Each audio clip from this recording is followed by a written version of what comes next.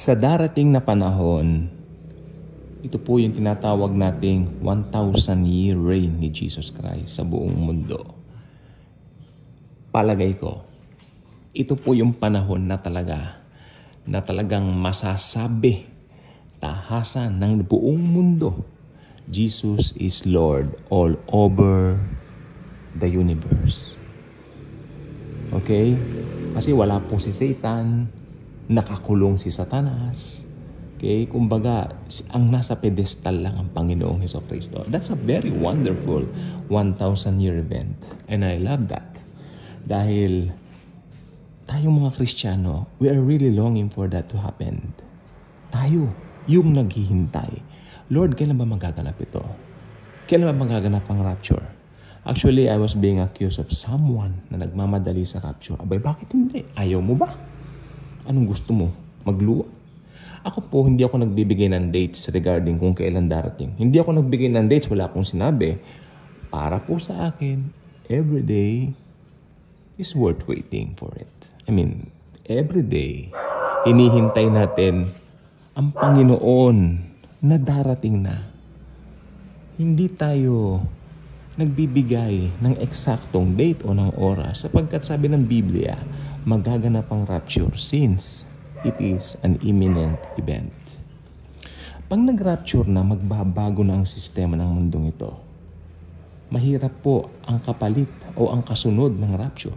Alam natin kung ano po yun. Tapos na po ang church age. Tapos na po kung anong meron tayo ngayon.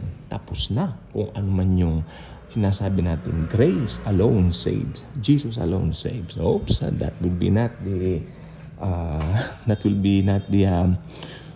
dispensation during that time. Yes, faith in Jesus kasama, pero you have to participate by shedding your own blood. Okay? Magpapugot din kayo ng ulo dahil yun po ang tinatawag na shedding of blood. That without it, there will be no remission of sins. Okay? I don't need to, anong tawag dito? To repeat it. Ang alam ko lang po this morning, someone commented na lahat daw ng mga tao mag-get through sa tribulation. Both Christians and non-Christians. That's a lie. Hindi po. Ang mag-get through po dito sa tribulation at great tribulation, yung mga hindi Kristiyano, kukunin po talaga ni Jesus ang church. Maski ano ang sabihin sa akin ng mga hindi naniniwala dyan, kulang lang sila sa aral. Sapagkat alam po ba ninyo, ako, hindi rin ako ganun ka-interesado dati. Alam naman yung kwento namin, hindi ako interesado masyado sa eschatology, although sabi ko nga po, nakapagbasa ako ng isang aklat, galing sa mga Baptist, at doon ako nagsimulang karoon ng malaking interest sa eschatology. Actually, ang problema lang po, hindi ko po nakuha yung aklat. Marami na akong nabasang aklat tungkol sa turn of events from rapture to the second coming of the Lord Jesus Christ. Pero walang hihigit na gaganda dito sa aklat na ito. Maniwala kayo sa akin. At ang aklat po na ito nung dumating po sa akin ay pinahiram lang po ito. Ito po ay naka-Xerox. Galing din daw ng Amerika ito pero naka-Xerox na. Sabi ko, saan kaya may original ito? Ay, that will be very impossible to have right now. Dahil, tingnan mo, kanyang ganoon. This was written 1952. Akalain nyo, 1952. Meron na silang talagang maayos, na chronological na mangyayari. Ganon din sa ngayon, pareho din. They also believe that the Antichrist will be from UN.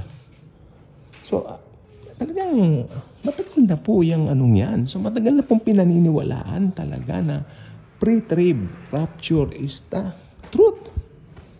Okay? Ngayon, kung hindi pa sila siguro ready maniwala, wala po tayong magagawa doon. Pero the truth will stands the same.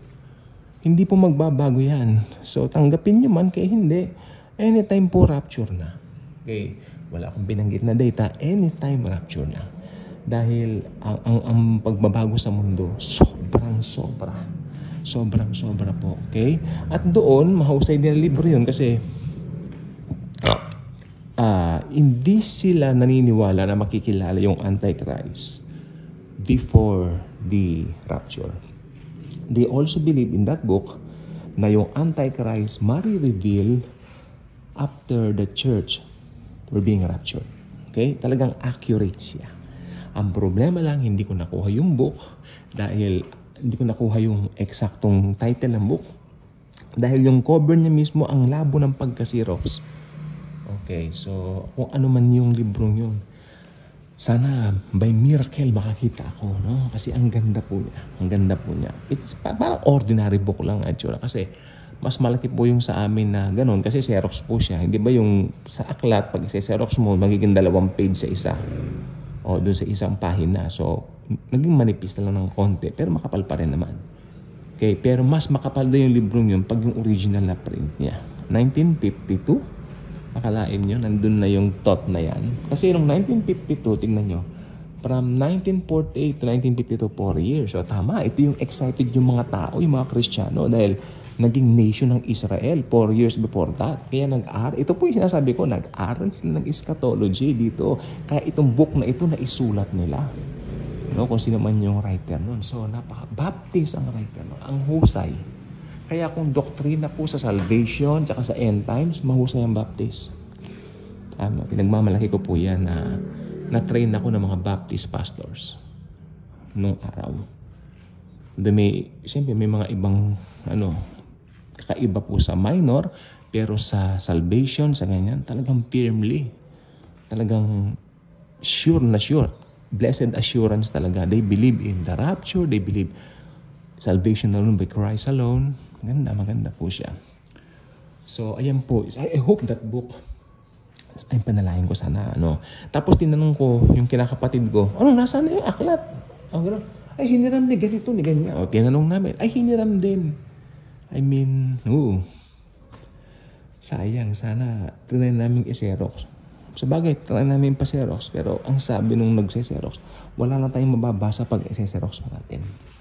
Dahil sa totoo lang, itong aklat na ito, mukhang isinerox pa, 19kopong-kopong pa rin. Nung kauumpis lang yata ng Xerox. Siguro, it was being Xerox 1970s pa. So, aklat na yun, yung kopyang yun. Ang ganda nun sinasabi ko po sa inyo. So, doon po ko, talagang inaral ko yung eschatology doon. Kaya hindi nyo ko mas anong sabihin nyo sa akin na, mid-trip, post-trip, mag-a-undergo, talagang mahusay doon. May mga talata yun. Pinatutunayan, hindi mag-a-undergo ng great tribulation man. Sa buong 7 years na yan. Sa first 3.5 years yung tribulation. Then, second one, yung great tribulation. Mahirap po yung great tribulation. Kung ngayon naiinitan tayo, mapangit ang pakiramdam natin, walang pinatbat yan. Sapagkat hell on earth po talaga yan. Maniwala kayo sa akin. Naglalakas ang mga lindol. Actually, pinakamalakas na lindol, mararanasan po dyan. Ng buong mundo. It will happen because the wrath of God was being poured out sa mundo. So, huwag niyo sasabing great tribulation na po nga. May mga nababasa pa ako sa Facebook. Great tribulation will begin sa ganito, sa ganito. Na hindi po. Dahil ang great tribulation po, yan po ay malalaman lang po right after the rapture. Ang problema, hindi pa nagra-rapture. Pero anytime magra-rapture na po, ako I truly believe that. Some believers also, napansin na nila yung pagbabago sa mundo. Na parang bakit ang lungkot tuwing umaga? Bakit ganito? Sobrang init. Kakaiba.